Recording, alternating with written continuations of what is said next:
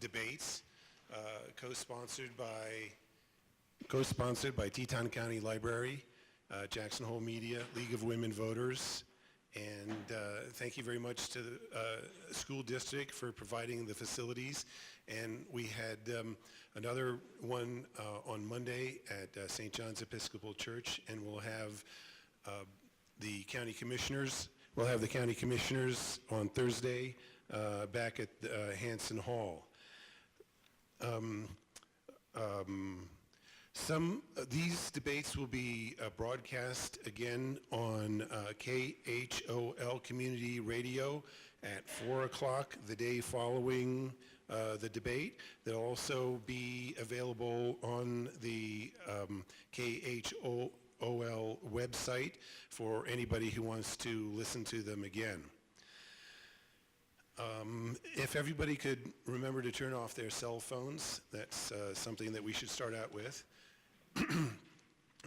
I have divided up the time, and I believe the town council members will run from 6 to about 7:20, and then the two mayoral candidates will have the floor from 7:30 to a little bit after 8 o'clock. Let's see, with regard to the format, well, why don't I introduce the candidates so we can let them sit down.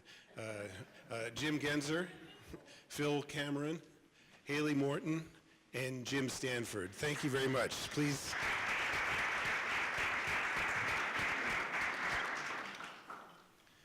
And our panelists, Jake Nichols, Christie from KHOL, and Ben Graham from the Jackson Hole News&Guide.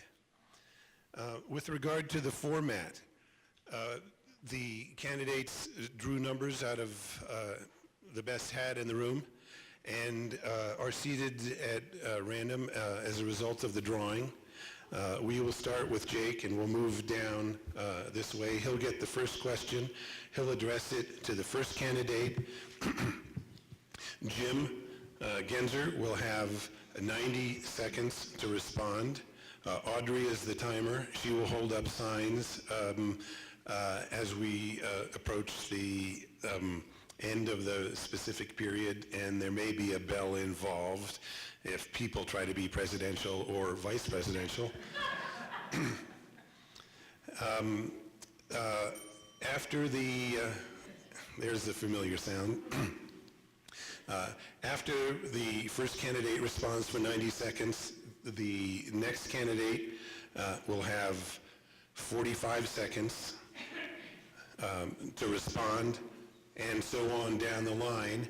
When all the candidates have finished,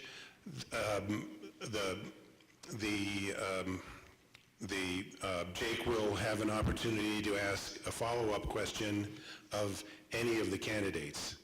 And so he may pose it to Jim again, to Jim Stanford, to Phil, or to Hailey.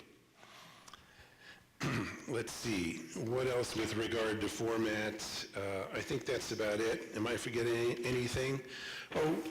Sandy Shuptrine was supposed to moderate tonight, but she ended up having an emergency appendectomy this morning. And so we wish her the best. She actually told me that she felt good enough to come here, but we all recommended that perhaps she should stay home this evening. I think it may have been the morphine that was talking there. In any case, we wish her the best. Sandy did want me to mention that on the ballot, let's not forget that there are some things that occasionally get overlooked. Retention of judges that we're all going to have to study up on. And there are also some the SPET questions, which I'm sure you're all quite familiar with. And there will also be some constitutional amendments that are being proposed. So thank you very much for attending tonight and informing yourselves about what these candidates have to offer. Please study the ballot, check your local media, listen to the radio, and become informed voters. I hope that's pretty much all I'm going to have to say this evening. except that I will break in at sometime around 7:20. And we do, everybody will be, all the candidates will begin with an opening statement. John, how long is that supposed to be? 1 minute. 1 minute opening statement. And then we'll be allowed to conclude with a 2-minute closing statement. So I think that should cover it. Are there any questions from the candidates or the reporters? Let the Helen Bueller Memorial Town Council debate begin. Jake? Are they going to do their opening statements? I'll do it for them. They don't want that. Hi, I'm Jim Genzer. Whoa, that is loud.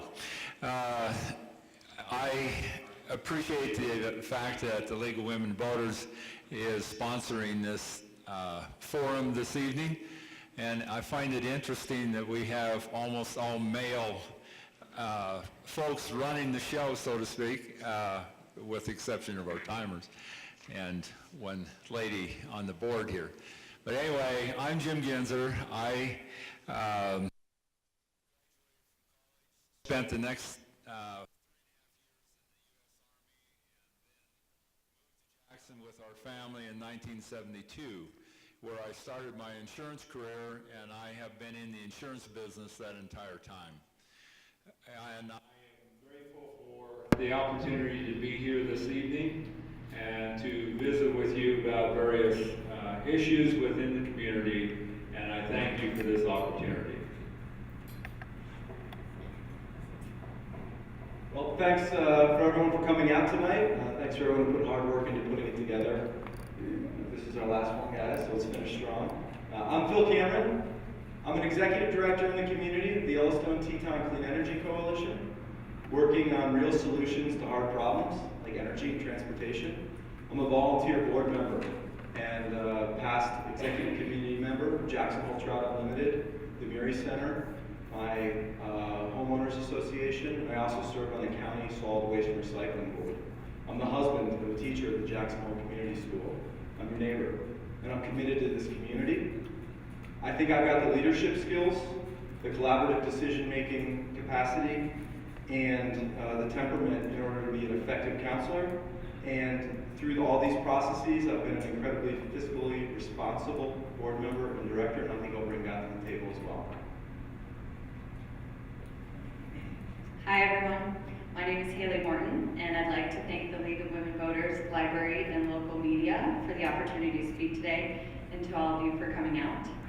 I'm running for town council because I'm committed to seeing Jackson thrive. I have been blessed to be raised in Jackson and was thankful to attend Georgetown University, where I studied political science in Washington, D.C. Raised with a family business, the Sundance Inn, I have participated in our community, learned to enjoy and respect the outdoors. Sorry, got the zero, I was a little confused there. And have learned the values of hard work that make a business succeed. I am determined to advocate for the needs and goals of Jackson. I want to encourage year-round economic viability and responsible environmental decisions. Together, we can promote a strong community that makes Jackson a sustainable place to live. Thank you. Hi, I'm Jim Stanford. I'd like to thank you all for coming tonight. I'd like to thank the local media, the League of Women Voters, Teton County Library, and everybody who made this possible. I stand here tonight asking for your vote because I feel I'm qualified with the breadth of my work experience in this community. I've lived here for 20 years, worked here for 20 years. Most of you know me as a journalist. I've covered everything from music and art to sports and politics. I've experienced covering government at all levels, local, state, and federal. I've worked in tourism. I've worked as a rafting guide since 1994. Learned a lot about running a small business, working for the Barker and Ewing families. I've also worked as a cook, a substitute teacher here in this building. I've done whatever it's taken to keep my head above water, to struggle to make a living and gain a toehold here. And I feel like it's given me a good perspective to serve on the council, and I'm going to put that experience to work for you.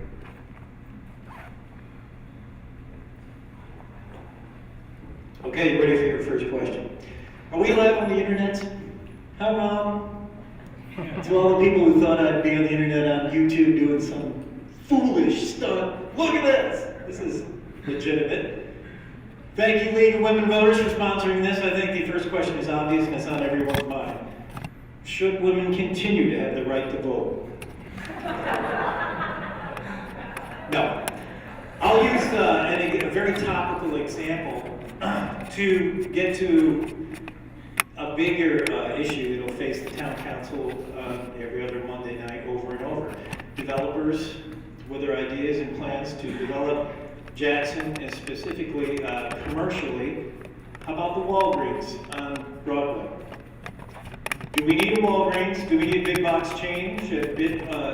When big box chains come in, are they acceptable if we dress them up in log structure, as if they're log structures? Or are you comfortable telling Walgreens, hey, we have Stone Drug, we have pharmacies, we have mom and pop shops, pack it up and go home? No. How would you vote on the Walgreens? Is it that simple? And if it came before you today, what do you think about Walgreens? Starting with Jim Genzer. Okay, that's a very, very interesting question, because I drive by that corner every day, and most of you do also. Personally, I don't like the idea of, quote, the big box stores or the big commercial chains, but at the same time, the town council has to listen to their proposals, and obviously there was an issue with the look of the building, and I appreciate being able to work at that as well. We have to be able to judge by not, the type of store it is, and be able to make a decision as town council members based upon their total impact, their location, the building structure, and the whole business that they are providing as they wish to come into the town of Jackson. I don't feel like we're in the business to block a particular business from coming into the town and serving the members of this community. I think that if we look at the form and function of the business that's attempting to come to town, I think it's compatible with what we've identified for our downtown. I think it's compatible with the land use. I think if it provides a service to the community, I think it sets a really dangerous precedent if we don't allow those businesses into this town. Because how do we draw the distinction? Is it a local franchise that's not allowed here? Is it a national chain? Is it a state chain? Is it a regional chain? So I'm not comfortable obstructing any business type or particular company coming here if we're looking at compatibilities across all those other factors. I obviously support local businesses and I want them to thrive, but I think we need to support business as a whole in the community. Yeah, I think that, we have to look at it at a case-by-case basis. With Walgreens, for example, I personally will probably shop there. I think that it is something that can benefit our community and that it can benefit our citizens. And, that being said, it definitely needs to be something that complies with all of our new land development regulations and whatnot, but I definitely think it has a place.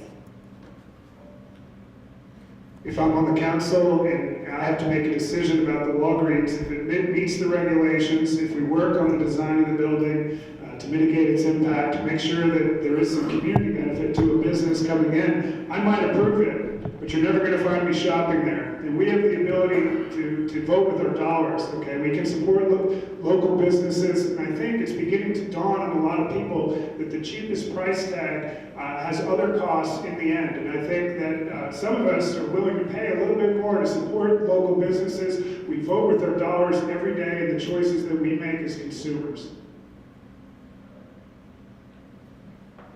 Jake, follow Okay, so just to follow up, you know, as a council, you do have the right to shape what comes here and decide what comes here. I mean, that's the gig right there. And you know, in the case of Kmart, they were limited in size. I think it's one of the smallest Kmarts in the country, like 50,000 square feet. So you can turn the screws to them if you want. You can just vote thumbs down. So once again, I'm going to ask you for your vote. I'm going to begin and come back the opposite way. Jim? One person. Oh, one person? Okay, then Jim, you seem to be the most willing to, at least with your dollars, to say you wouldn't shop there. As a representative of the community, it's not just you anymore if you're on the town council. You cannot shop there, that's fine. But I'm interested in how you vote for us. Will you tell Walgreens yes or no if they pass every test, if they say, hey, this is going to be great for the economy, we're going to hire local contractors, we're going to do housing mitigation double, we're going to park it, this is going to be wonderful. It's a free market. The horse went out of the barn a long time ago on keeping chain stores from coming here, but I'm going to turn the screws, put the screws on them, to tighten the screws just as much as I would any other developer. It's important to be fair. Everybody who comes before the council has to get a fair shake. Christie. So the current comp plan, this one will go to Phil first. The current comp plan sets a goal of housing 65% of the workforce in Teton County. So what is your personal vision for the future of affordable housing in this community to achieve that goal? Well, I think first and foremost, we have to recognize the important role that the updated comprehensive plan that was recently adopted plays in actually achieving that 65% goal. Under the previous regulations, with 40% of growth occurring outside town, 40% in 60% outside of town, that was going to be very difficult to achieve. So I think I support the gist of the comp plan that shifts development towards existing development, because I think it's more realistic that we'll be able to build housing of the price point that we can provide that housing to a broader cross section of the community. I think we need to take a hard look at how we are structuring between home ownership and rental housing. I think we have to really consider the role that rental housing can play in providing workforce housing. I think that's a key piece. And I think it's one that isn't discussed as often as providing home ownership. And I think that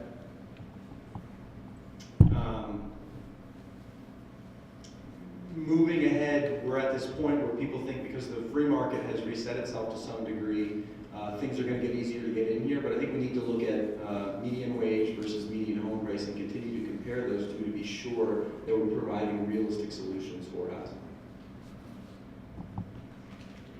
I think that by putting more density in town, we will inherently receive more options for housing. I think that right now the 25% mitigation rate on affordable housing is a little bit too high, and that it hinders the private sector and developers too much. So I would like to look at that and, you know, consider reducing it or reworking it so that we can allow the free market to provide the affordable housing. I missed part of your question. Can you please repeat it?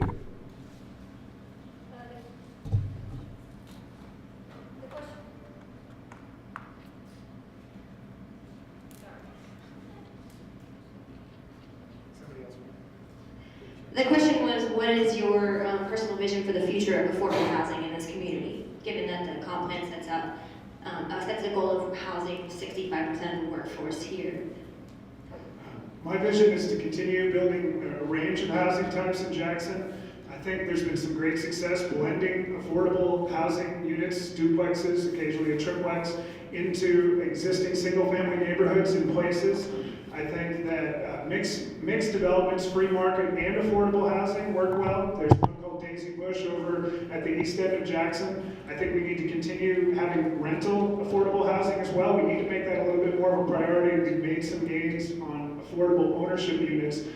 There's a way to increase density without opening the floodgates. I'd be cautious, and I think we can make some more room and have that diverse range of housing types. Now, the question is affordable housing, right? Is the basic question. I feel like that percentage of 25% is way too high. We really do need to take a look at rental type of properties rather than just affordable housing. And it's important for us to do that. The 65% workforce in the town of Jackson, I believe, is unrealistic. And I suspect we're going to have more time to talk about that before the evening is over. But I don't feel that 65% in the town of Jackson, in that 3 square miles we have in the town, is realistic. Okay, so I want to follow up with Hailey, because you said you thought 65% of workforce housing, or housing workforce in town might be a little high. And I found a statistic that said that 58% of the Jackson Police Department commute to work every day. Is that troubling to you? And if so, how would you work? How would you find an alternative solution to keeping those valuable community members here? Just to clarify, I said that 25% mitigation rate for affordable housing is a little too high. I do agree with housing 65% of our workforce. That statistic about the police force is troubling to me as well. We really need to find a way to house those people that are so integral to our community. The police force, hospital workers, teachers, and yeah, we just need to find a way. All right, councilors, I have a pretty straightforward one for you. Would you support or would you vote for a wildlife crossing along West Broadway between the Y intersection at Albertsons and Carnes Meadow? If so, how would you propose to pay for it? Would you support using SPET money for part or all of it? So I'm up first. That's it, yeah. I really have to take a hard look at the benefits and the negatives of a wildlife crossing. For me, I understand, the need for a corridor from Saddle Butte to Carnes Meadow and to Snow King, but I also worry about, bringing those animals, kind of almost encouraging them down to that highway area. I think that,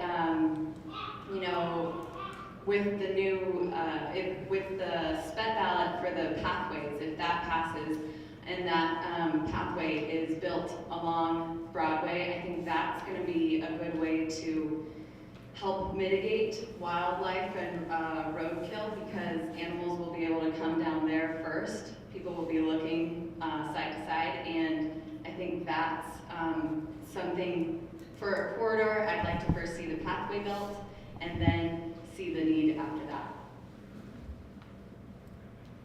I don't think that a wildlife crossing is going to bring animals down to town. Those animals are coming down to town anyhow, except they're being mowed down along Broadway. And it's really embarrassing being a citizen and seeing the carcasses along all of our roadways. I think we need to do better. I do support wildlife crossings. There's been a great group of concerned citizens working on creating safe wildlife crossings, not just on Broadway, but north of town, also south of town on Highway 89. I do favor using SPET if we get to that point, but I think also this would be an appropriate use of the State Wildlife and Natural Resource Trust Fund. It was set up just for this kind of project. Teton County has yet to realize its fair share of the revenue from that trust fund. Not sure that Wildlife Trust Fund with the state of Wyoming is meant for bridges. That is the purchase land and develop land for wildlife habitat. I think we need to be very, very realistic about the cost factors involved. We love wildlife as much as anybody else in this community, and I go down Broadway every day, and it is disgusting when I see that a deer has been hit. And I'm sorry about that, but I'm not sure that the answer is building a bridge and then funneling them on the south side of the road into one spot. So we've got a daily migration corridor coming off the Butte into Carnes Meadow that these animals are frequenting. We have a road cutting right through it, and I think there's solutions that we can fix that issue with. I think it's been proven in North America and in Europe, these wildlife crossings over the long term, 20 to 30 year period, pay for themselves in the costs they save in vehicle damages, in wildlife losses, and in human injuries. So I'd be in favor of this. I think it's a great opportunity to collaborate locally with SPET dollars, with the State Department of Transportation, with the State Wildlife Trust, and with other private partners like our Wildlife Crossings Group, our Jackson Hole Wildlife Foundation. I think this is a phenomenal opportunity for the community to showcase our commitment to ecosystem stewardship. Great. I have a follow-up question for Jim and Stanford. And it kind of relates to this, but you've said that you would be a fiscally responsible council member. You've come out against certain town projects, the Ward parking lot, Home Ranch building, but you've also said you would support an expansion of START and something like this wildlife crossing. I'm wondering for you, when you have town money and you're going to spend it, what's going into that thought process? What are you going to prioritize? You're going to prioritize something like wildlife crossing, START, but not these other capital projects? What's your thought process when spending town money? Thanks, Ben. One of the reasons that I've been outspoken in opposition to the proposed purchase of the Forest Service property on North Cache is because the price tag, $13.5 million, is too high, and I feel we could do a lot of other things with the money, and including we could build several wildlife crossings for that amount. I think you have to, your spending is going to reflect your community priorities. And this community, time and again, has identified protecting wildlife as one of the top priorities. And when it comes to START bus, okay, reducing the amount of traffic on roads, reducing congestion, preserving open space, and preserving wildlife, that's one of the core values that everything else radiates from here. So it's going to be a priority for me because it's going to have benefits not just for us as a community, it's going to meet a lot of our sustainability goals. It's also going to help wildlife in the long run. Concerning the Forest Service headquarters land, I think I forget where all of you stand on whether you want to see that on the ballot, but it's on the ballot. If it passes, let's just move ahead to November 7th. Now, day after election passes, town owns it. What do you want to see there, given budget constraints? What do you want to see there? You know, assuming you can build anything in the future, and also short-term, long-term. What do you want to see on that property? Well, to start with, Jake, I'm skeptical that this measure is going to pass because I've spent a lot of time talking with people in the community and I've heard a great deal of skepticism. So, but assuming your question is true and I do inherit this property, I'm not going to be in a rush to build anything there. I think we've already stated in the SPED proposal that we will extend Purcell Avenue east. We could pursue that connector into East Jackson. I'm in favor of that. But we could get that regardless of whether the town buys the property or not. We could always require that an easement through that property no matter who buys it. We have a lot of control over zoning if a private entity buys it. I think it's too much money. If, like you say, we inherit it, I think that I'm not in a hurry to build anything on it. I think there's some opportunities not only to have the connectivity to East Jackson, but we could use it so that we have a path, a brand new path that goes from town all the way up to Grand Teton National Park. We may be able to start the path through the back of that property. And right now, Cache in the vicinity of the town square is pretty congested and pretty chaotic. So if we were able to link up a little beginning of the path there and make it easy for visitors and residents to get on their way to Grand Teton without driving cars, I see that as a possible short-term benefit. I don't have a problem letting it go to auction. I think there are a lot of commercial designs on that property, and if people want to use it for commercial purposes, let them take the risk and let them put up the money.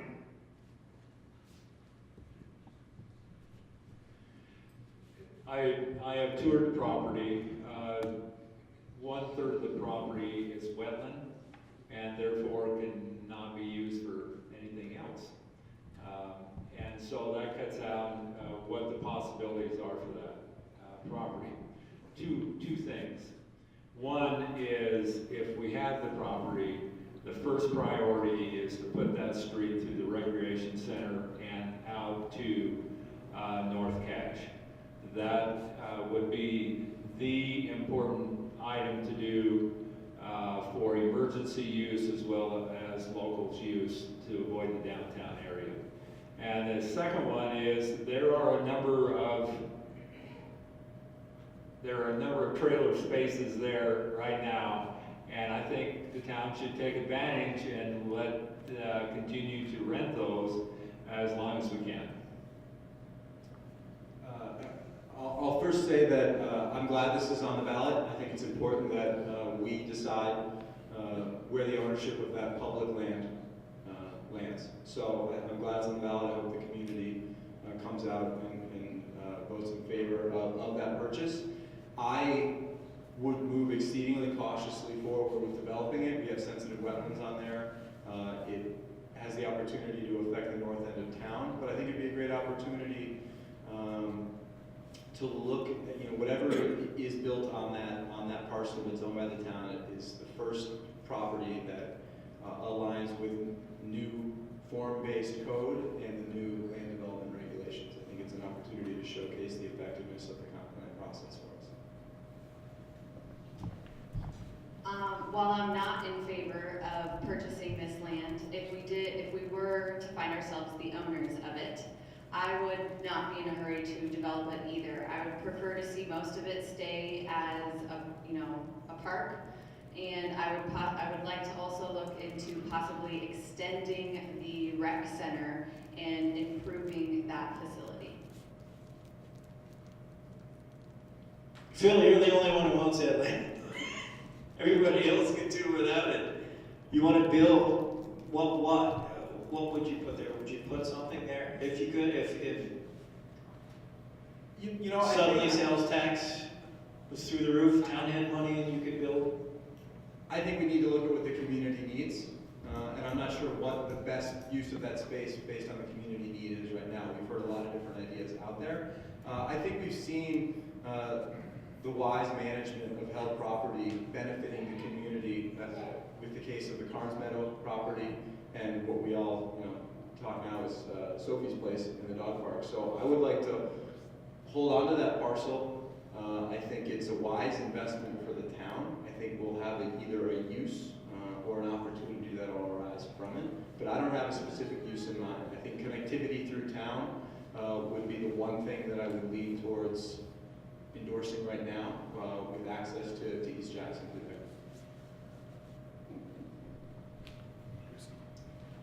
So do I have Jim Genzer?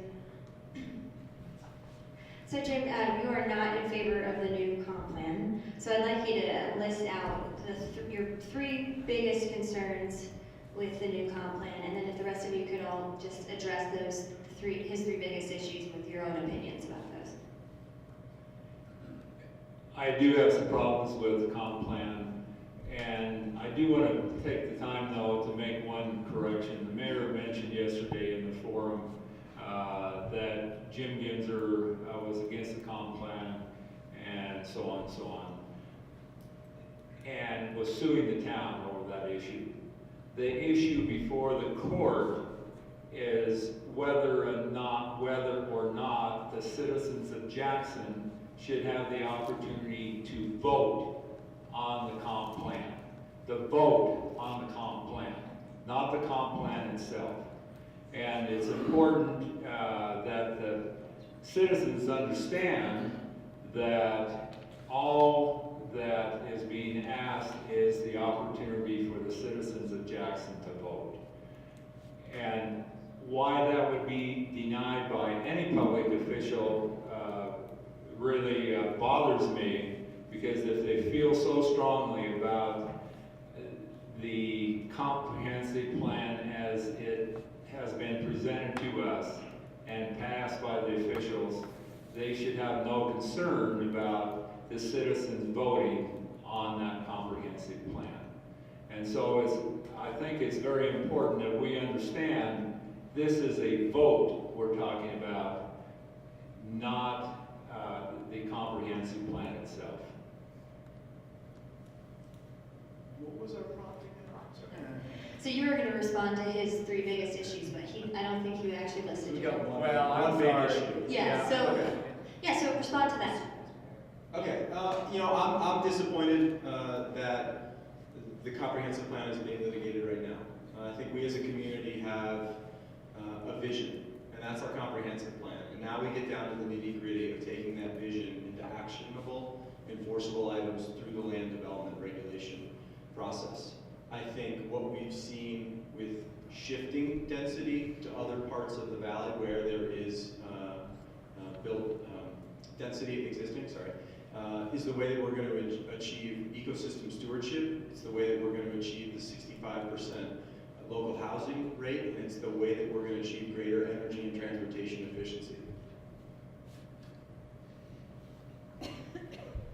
I think that the comprehensive plan as it is laid out now does include most of the valley and community's vision. Over, in the last 5 years, even more, there have been plenty of opportunities and plenty of people who have spoken in public workshops, in public comment, and have made their voices be heard.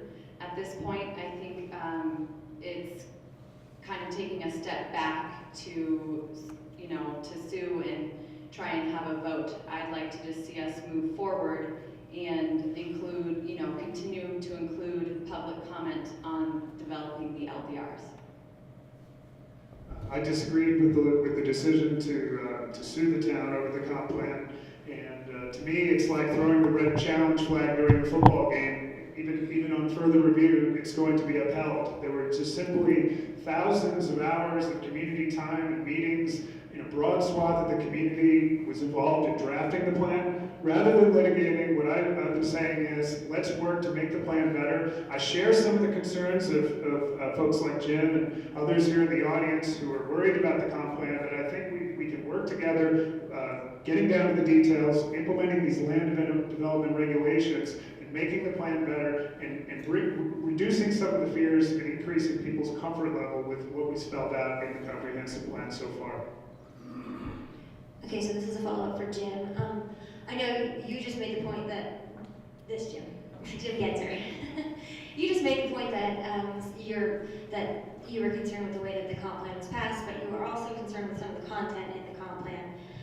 Is that correct? Am I correct on that? You're concerned with some of the I'm not content? sure I'm understanding the question. You're concerned with some of the content that's actually in the comp plan as well. So my question to you is, if you are elected, you'll find yourself in kind of a funny situation where you'll be tasked with implementing a comp plan that you disagree with so adamantly. Well, obviously, if that comp plan goes forward, there's a lot of LDR work for the next probably 3 to 5 years to develop those regulations. And I would work very hard to try to make sure, and obviously it has to be a majority opinion, that we do some protections for our wildlife, for example. We haven't talked about that, and if we try to force another 10,000 people into the town of Jackson in the next 20, 30 years, for example, in our neighborhood, we have had 8 to 10 deer in that neighborhood all summer. What's going to happen to our wildlife that we so dearly love when we try to force so many people in one area? And I'm sorry I'm not able to answer 3. That's 2. Oh, I'm next. Okay, so while we're on the topic of the comp plan, I would like, well, I guess as town councilors, if you're elected, how would you address transportation planning? What's Go ahead. All right, so if elected, how would you address transportation planning in light of the added density called for town in the new comp plan? And I think we'd all like to hear specifics, start, complete streets, pathways, parking, things like that. Great, okay, so I'll start with START. I strongly support START for the service it provides to residents, to the service it provides to visitors, to the ability, or to the extent to which it reduces vehicle miles traveled on the roads to help out with our wildlife. I think the new START facility, the new START campus, provides a lot of opportunity to expand that service as the demand presents itself. So I'm very much in favor of START. I think we need to grow it incrementally and grow it wisely, but I think it's going to continue to be key for a variety of users. Complete streets. I think complete streets is a little bit misunderstood. Complete streets have become synonymous with Redmond. The Redmond project may not have been perfect, but there are elements of it that I think we can learn a lot from. Complete streets can be anything from an indicator for bike use on a road that we see on Redmond. It can be sidewalks, it can be bike lanes, it can be cycle tracks. I think we need to look at all of those tools and apply them in the right situations in this community so that our streets work well for transit, they work well for pedestrians, they work well for cyclists, and they work well for single vehicle drivers. What was the third one? Sorry. Pathways. Pathways. I think that aligns with complete streets. I mean, I think providing connectivity for pathways, I support the pathways connector that's been presented. As our town grows, I think we need to understand the impacts our transportation decisions have on the valley. I want to encourage alternative forms of transportation, and I think that by improving the roadways and encouraging alternative forms and supporting START, we can mitigate some of the traffic congestion that we will see. I support expanding the START bus system. I support having a START bus that will pick up visitors, especially in the wintertime at Jackson Hole Airport, take them to town, take them to Teton Village. I think we can make some great strides in the winter. We have made those strides and move people around with transit. We also have to be realistic about cars, okay? I know this isn't a popular topic, but we have to plan better roads. We have to look at connectivity. We have to look at better ways to move people around. The volume of cars we have now is unsustainable. People are clinging to their cars, and 90% of national park visitors are arriving here by automobile. I know it's not pleasant, but I'm willing to make some of these tough decisions and at least consider all options. I feel that the START bus transportation system that we have now is adequate. I am not in favor of expanding that to the airport. I feel like there ought to be an opportunity for private enterprise, i.e. Alltrans or someone else, to provide service to the airport rather than put it on the taxpayer's back. Remember, on the START bus system, we have some $3 million of federal state funds that are supporting that system today between the town and the county. How long is that going to last? My time's up. Everybody right? Hailey, I'd like to hear your take on so I think that in the comp plan, at least, one of the community's goals is to reduce our dependency on single occupancy vehicles. Do you agree with that? Personally, as a councilor, would you agree with that? And do you think the township played an active role in encouraging citizens to not use their vehicles? I do agree with, trying to get away from the single occupancy vehicle. It's one of the least efficient ways that we travel. That being said, I do understand that they're very important in our lives in Jackson. I wouldn't be able to get around as well in the winter, for example, without mine. I think that the town's role in that is, as we've said, in building in improving our roadways and in promoting it. I don't want to go into people's lives saying that they need to do it.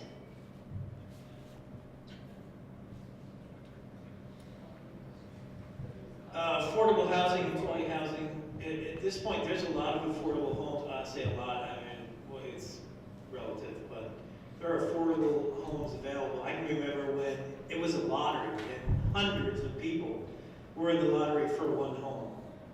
There are homes now you can have for the taking. There's no waiting list, it's yours. No one wants it. Especially condos. It doesn't make sense to buy a condo from affordable housing. You can buy one in the open market for cheaper and sell it maybe for more when things get better. It was perhaps government meddling that got us in that situation. What would you do to fix it? I guess beginning with, we'll address the 25% mitigation.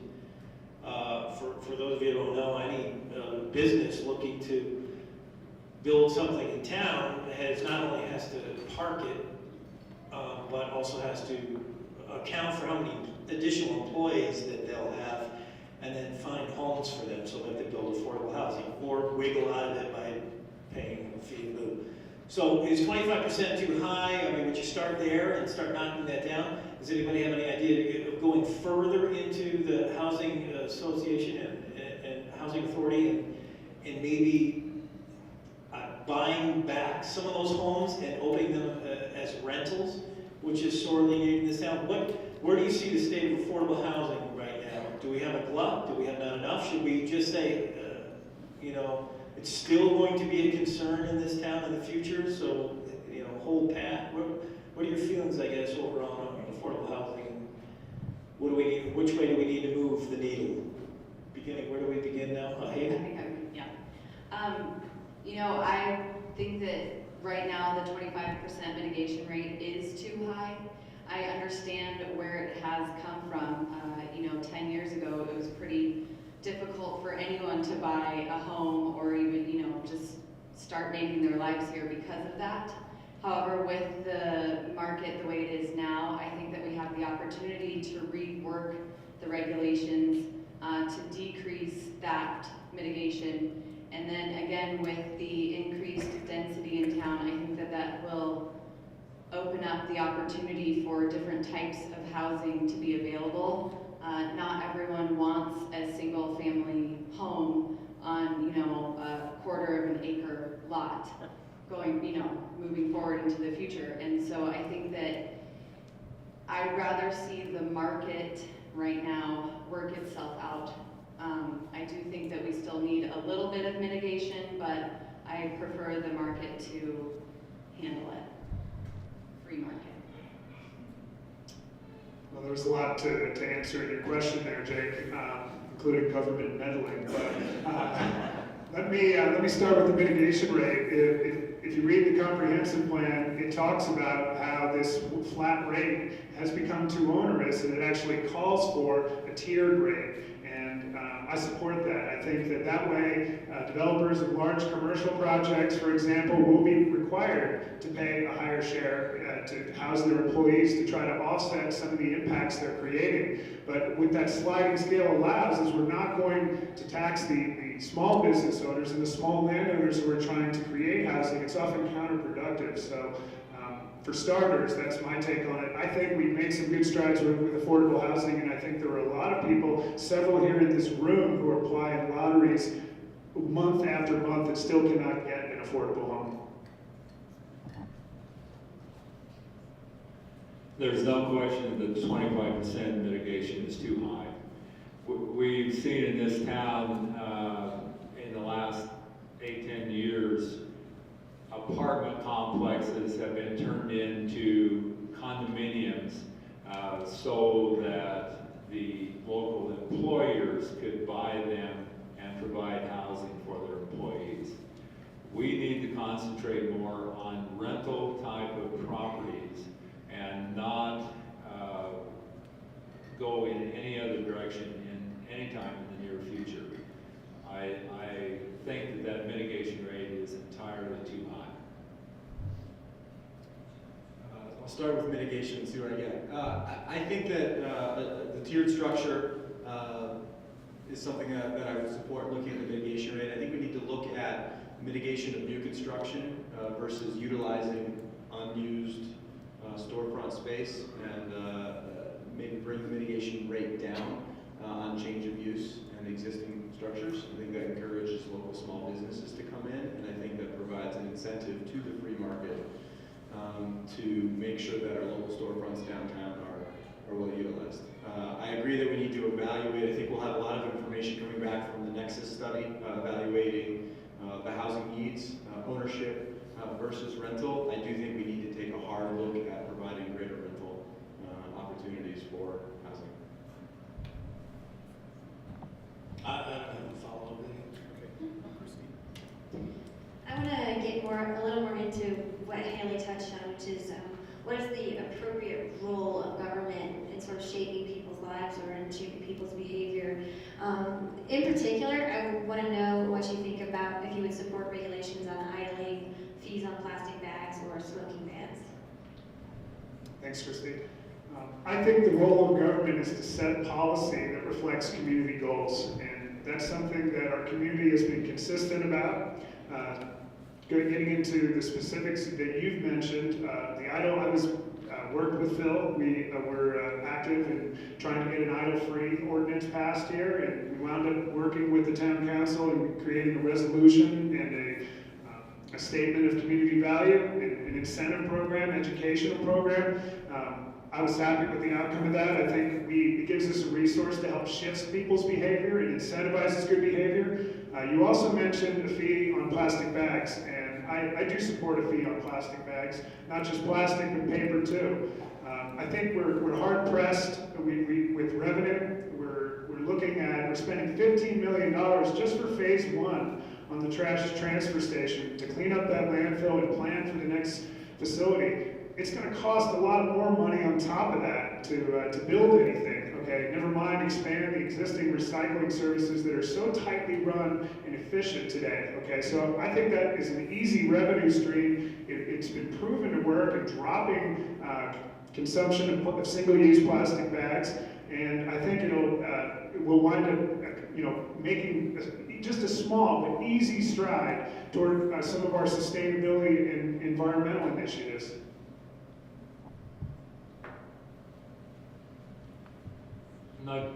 Would you state that question again for me, please?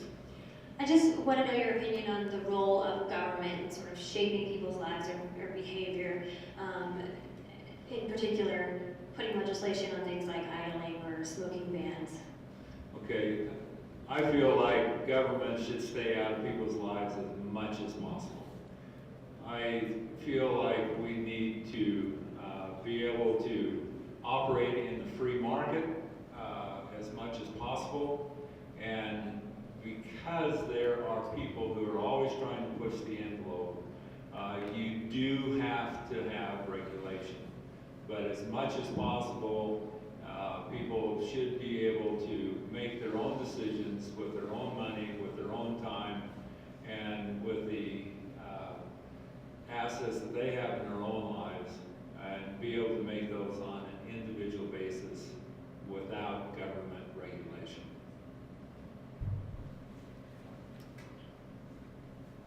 With respect to the idling, I think that our community has taken great strides to reduce idling through education. I stood behind either approach, regulation or resolution, regulation through an ordinance on that. I think that's a public health issue. I think it's also an energy issue. Something like smoking has been linked to human health issues. So I think that our local government has a responsibility to protect all the citizens when there's an air quality issue or one source pollution. On the plastic bags, I think the plastic bags is the tip of the iceberg, but we have some challenging sustainability issues to make here, some solid waste issues right now to make, and I think if we can't find a way to incentivize people not to use plastic bags, then we've got some really challenging issues we're going to have a harder time solving. I think the most important role of government is providing vital services and safety to our citizens so that they can go about their daily lives. I don't think that it should be over-regulatory and ask people to intrude in people's lives in ways of telling you what types of bags to use. While personally, I don't use plastic bags, and I encourage other people not to, I don't want my government telling me not to. I think that there are ways that we can incentivize, I guess, a way of doing things without actually making it a regulation. So Hailey, Phil seems to think that these issues are bigger issues like public health or environmental issues that are just personal issues or don't just affect that one person. Do you disagree with that then? No, I definitely think that there are big issues out there that, yes, the environment and everyone else.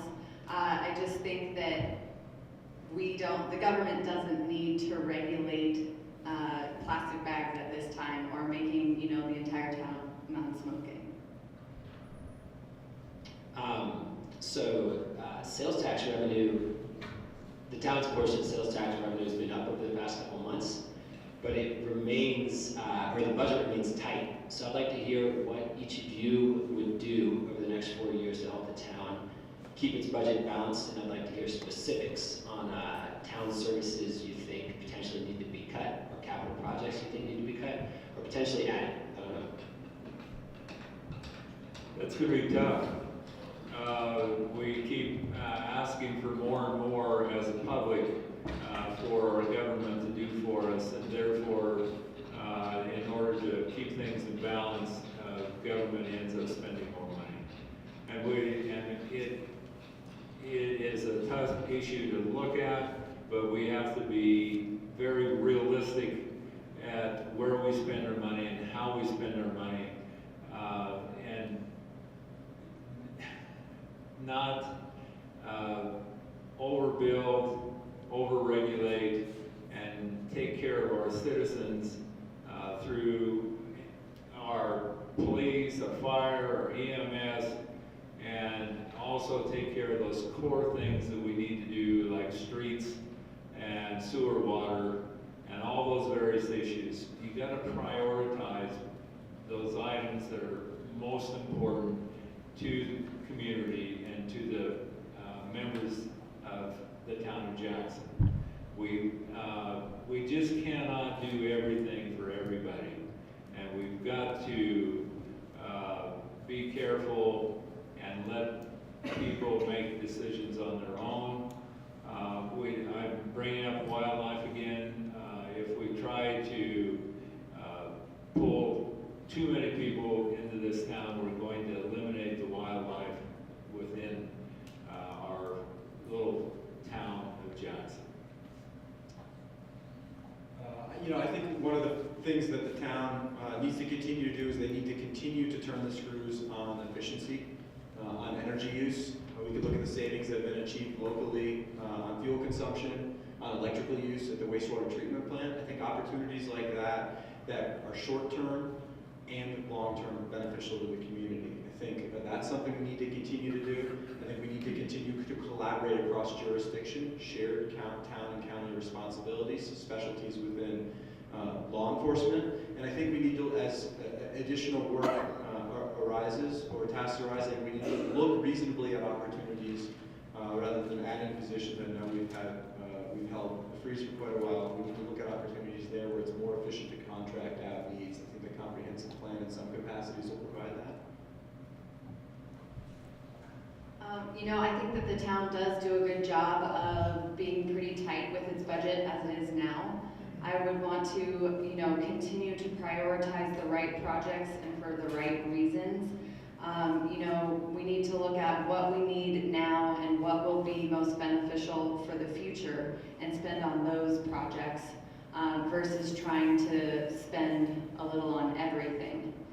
And, time management and efficiency is always key in keeping budget costs down. The trends are troubling. Revenues coming into the town government are decreasing as the demand for services are going up. It's going to force us to make some tough choices.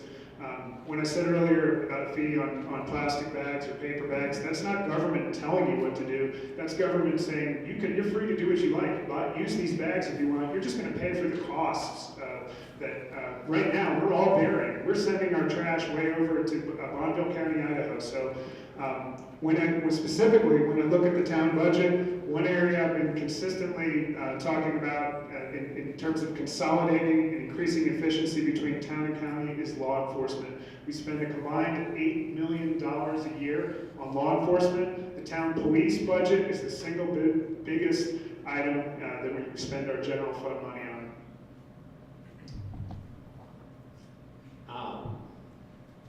A follow-up question for Jim Genzer.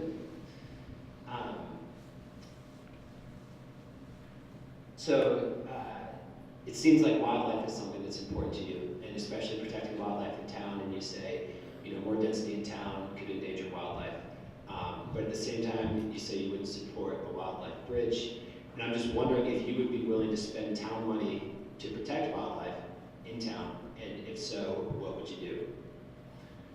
Well, what I meant to say if I didn't is we've got to have this balance. And the balance is the money we have in hand versus the needs that we have within the town. And I would not say that a wildlife bridge would be one of those priorities that I would want to spend money on right now. Now, if for example, the sped tax 3 items pass on the November 6th election, this group of people that are going to be on the board, or 2 of us on the board for the next 4 years, will have absolutely no say in the sped tax issues, because we're still paying off last 3-4 years ago whenever we passed the last sped tax, and now we are extending that even further into the future. I have a question that's, it goes back to Jake. This will be our, do you have one more? Oh, no, I'm sorry. Which candidate? last go round? This is the last go round, and we start with Jim, I believe. Jim Genzer? Jim. Okay. Is it Phil? Okay, good. And this will be the last question before we wrap up. Okay, it's a good time to think outside the box now with an oddball question. You ready for this one? Yeah, we're all gonna promise to answer it. No commitment from the candidate. All right. The question is, I'm trying to think maybe if this is useful or not. I would find it useful, so excuse me for being self-indulgent, but if you can't vote for yourself, which of the other 3 would you vote for? You can say why or not, and I'll tell you why this is not just an exercise in futility. There's a very good chance you may be required to pick from amongst this group here. If Melissa Turley wins her bid for the county commission, her seat will need to be filled by a vote of probably the standing council as it stands come the new year, which will be 2 of you. So it sort of is important. Who would you vote for? Which of the other 3 and why, if you couldn't vote for yourself? So, no self-vote, but have 2 votes? Yes, you can. You only have a 1. 1 vote. Who else would you vote for if it can't be you? The ship's going down.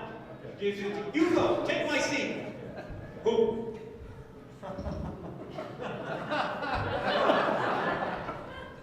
Leave it 5th.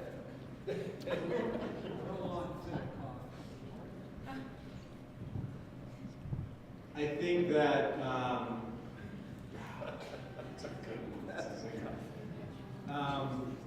I think I'm gonna talk about the vote. How much am I? 90? Is that right? Yeah. I'll talk about the vote on one particular issue. Let me decide what that issue is going to be. We'll see that airtime in the meantime.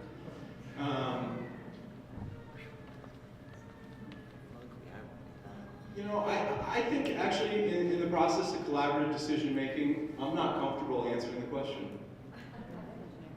I think I have to work professionally with whoever serves on the council. And preserving that is more important than espousing my views on the issue. So I'm going to do that. I would agree. I could work well with any of these three gentlemen, and I couldn't pick, or I don't want to pick just one at this time. It's a good question. I've known Jim, at least peripherally, since he was on the school board. Back when I started at the newspaper, I covered the school board, and I covered one of his sons playing for the Bronx basketball team. I've known Phil for years now. We've worked together on some great initiatives in town, and we fished together and camped on the South Fork last fall. We agree on a lot of issues. I've known Hailey since he was the student columnist, high school columnist for the newspaper, and I used to edit her column probably about 10 years ago. But if forced to make a choice, I would vote for Phil. We agree on a lot of the issues. I think you've heard that here tonight. I really appreciate his cool head and the way he comes at things, approaches the issues. And if I weren't running for office, truthfully, I'd be working to elect Phil. Well, Jake, I really don't want to answer that question, but you know what? Hailey is by far the best looking one sitting up here. So I guess if you give me a choice, I'd go for the good looking lady.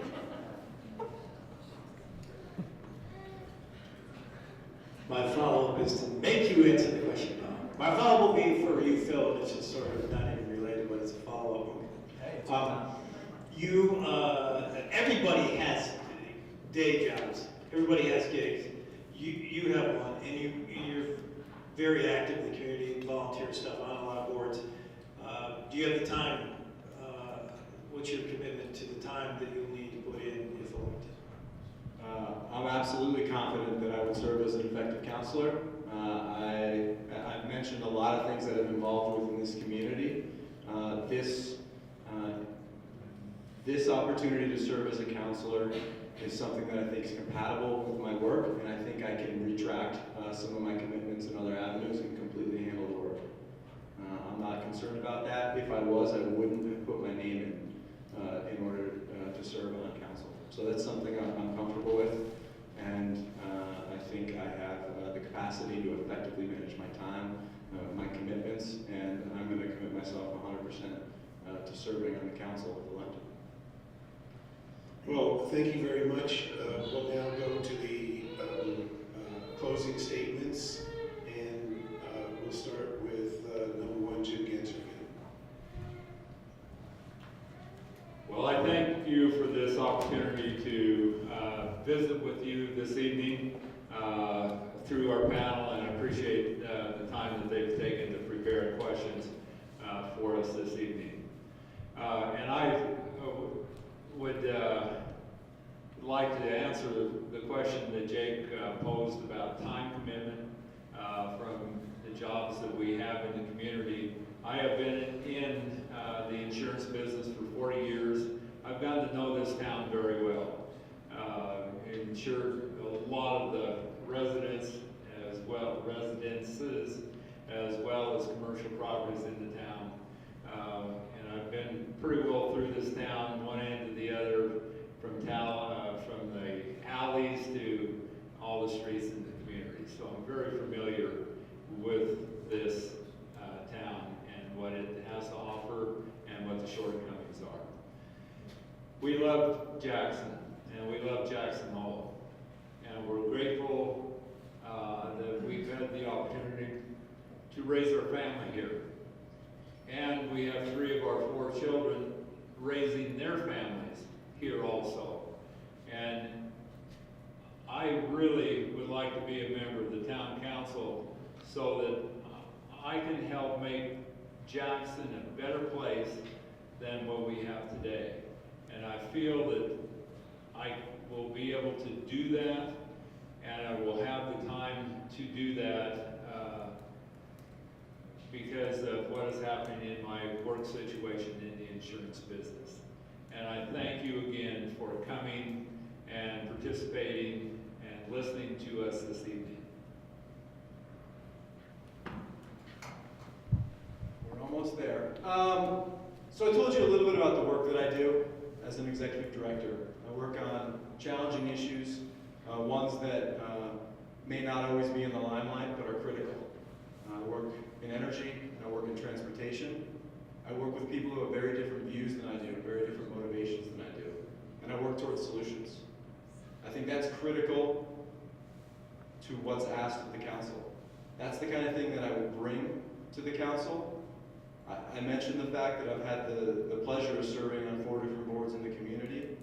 I've learned significant amounts about fiduciary responsibility in that process, but I've also learned how to make decisions with others. And I think you guys need to ask yourself what it takes to be an effective town councilor. You have 4 options up here. I think we all bring things different to the table. I think I've got a proven leadership track record. I've tackled challenging issues that are important to this community, to this region, and to this country on energy and on growth. I'm ready to work with others towards a solution that best benefits this community. I've been committed to this community. I've been a volunteer here. My wife has probably taught some of your children.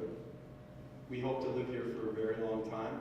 I hope to be a part of the future of shaping Jackson. It'd be an honor to serve as a counselor. You have a choice on November 6th, and I hope you check the box next to Phil Cameron. I appreciate your time. Thanks. Thanks again for being here this evening. I know and understand Jackson. I was raised with the core values of our community, and I wholeheartedly believe in our town. I have been blessed to live here all my life, and I have been honored to be part of Jackson's past, present, and look forward to be part of its future. Small business enterprise is a huge asset to our community, and I want to see that continue and thrive. I have the experience as a community member and leader that is asked of a town council member. I understand the dedication Jackson has to its citizens, and I am motivated and enthusiastic to serve our community as your councilwoman. I will represent our town by listening to citizens' voices and making the best decision based on the wants, needs, and goals of Jackson. I am invested in our past and dedicated to the future. I thank you for your support already and ask you for your vote November 6th. Please feel free to chat with me anytime this evening or in the future. Thank you. Well, I think tonight you've heard some discussion about really important issues. These are complex issues. When we talk about the comp plan, when we talk about transportation planning or affordable housing, I'm passionate about all these issues, and I invite any of you and all of you to continue the discussion with me if you'd like to know more about it. I'm curious to hear what you think, okay? That's part of the fun of this campaign. It's getting out in the community, meeting with people, hearing input, and trying to fashion reasonable compromises that work for most of us, okay? I think that it's important, especially when we talk about the comp plan. I think it's important to have a grasp of the facts. There's a lot of emotional arguments, there's a lot of exaggeration, and as a journalist, I'm trained to get to the bottom of things, to get to the facts, to ask the hard questions, sometimes tough questions, okay? I've experienced at all levels, covering all levels of government. I think that's an asset for serving on the council, knowing how county government works, how state government works, federal government. I'm prepared to ask the tough questions and help move us toward some solutions on the difficult issues that you've heard here tonight. I've also been in the arena. I've been in the arena now a long time, and I think serving on the council requires a certain amount of toughness because we're confronting big challenges here in this community.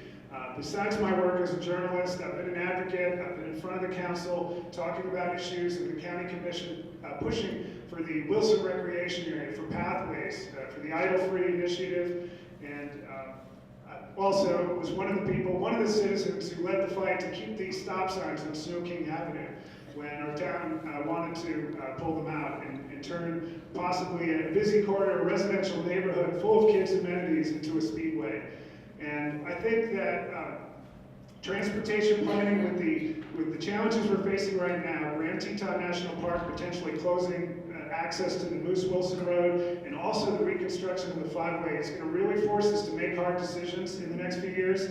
I've mentioned several topics tonight that have long been considered the third rail of local politics. I'm willing to tackle them. Come visit jimforjackson.com and let's continue the dialogue. Well, thank you all very much. Let's have a hand.